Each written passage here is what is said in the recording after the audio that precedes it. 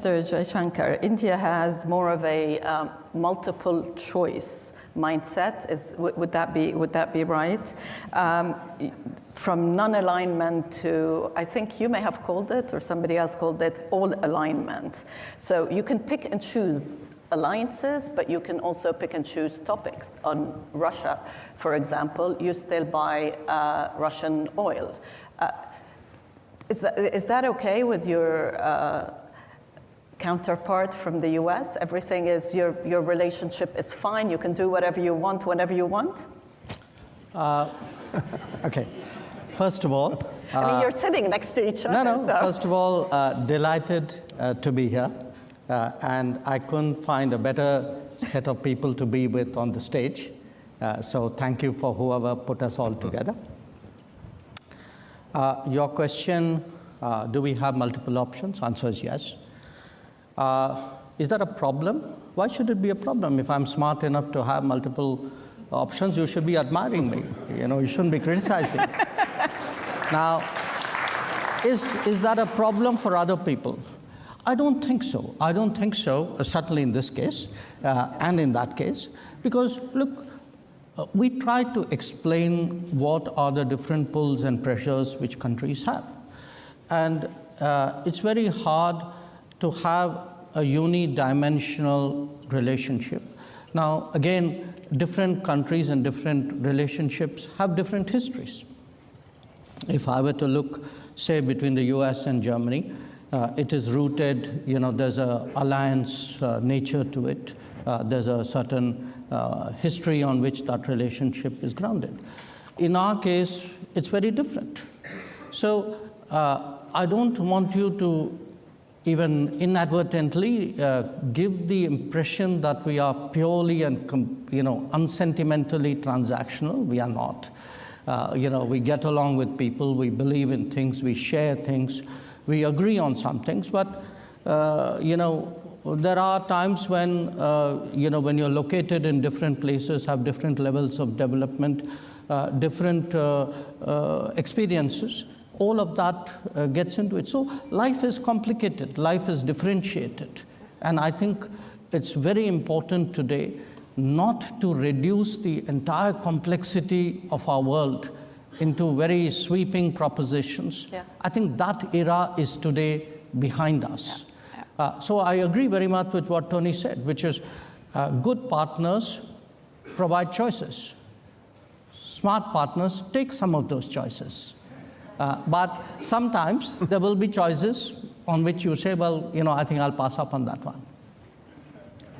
It's a very good point, which brings me to the BRICS and the rise of middle powers, because that is one of the shifts that we see today. To what extent do you think that that is a challenge to the West, or maybe that can be sort of the bridge, especially in a world where we will see continued competition between the US and China? And I'm going to ask Minister Jaishankar first, but I'd love for both of you to come in as well. I thought maybe the BRICS one, you wanted the US. After you, Jack, please. Look, again, I think it's important to go back to how it began.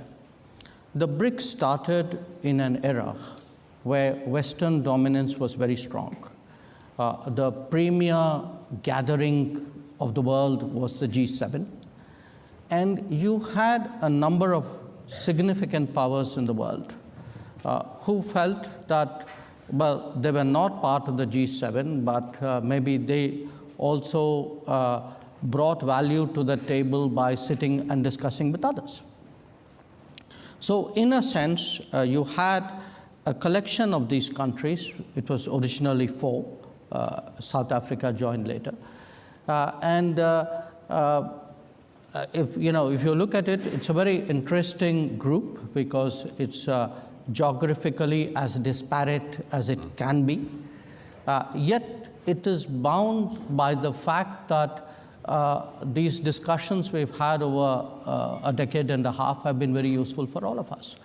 Now, like any product, you test it in the market at some point. We tested it last year and asked people, so how many of you want to join BRICS? And we got almost 30 countries who were willing to join BRICS. So clearly, if 30 countries saw value in it, there must be something good we've done. So I think it's important today to make a distinction between being non-West and anti-West.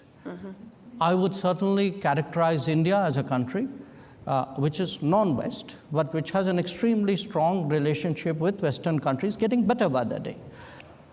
Not everybody else necessarily in that grouping might qualify for that description, but the contribution the BRICS has made, if one looks at the G7 and how it evolved into the G20, I think in a way, those additional 13 members who came into its bigger grouping, 5 of them are BRICS members. The fact that there was another group which was meeting regularly and discussing and debating, I think certainly was an input into the expansion of the G7 into the G20. So I think we did a service to the world. Yeah. Secretary Blinken? I'm tempted to say what my friend said and leave it at that. Look, what we don't need to do and what we're not doing is trying to somehow design the world into rigid blocks. Each and every one of the issues that we have to deal with and deal with in the interest of the American people may have different collections and coalitions of countries that are focused on it, that bring certain experiences, certain capacities. And I think about it as variable geometry. We're putting together a puzzle with collections of countries and not just countries, organizations of different sizes and different shapes to deal with a given problem. As Jai said, we have, and of course the fact that the relationship between our countries, I would argue, is the strongest it's ever been. It makes no difference that India happens to be a leading member of BRICS. We're a leading member of the G7. We have the G20, and we have a multiplicity of things that we're doing together every single day in different ways of organizing ourselves. India and the United States working together in AUKUS, working together, in the Quad, working together in a variety of other fora. All of this goes to the point that the complexity and the multiplicity of the challenges we have demands that we find different ways to work together, and they shouldn't be done on an exclusive basis. Look, our default, of course, is to work in the first instance with fellow democracies. That's only normal and natural, but we are not only willing, we are actively working with any country that wants to solve a particular problem and wants to do so within the context of a rules-based order. That's the way we approach things.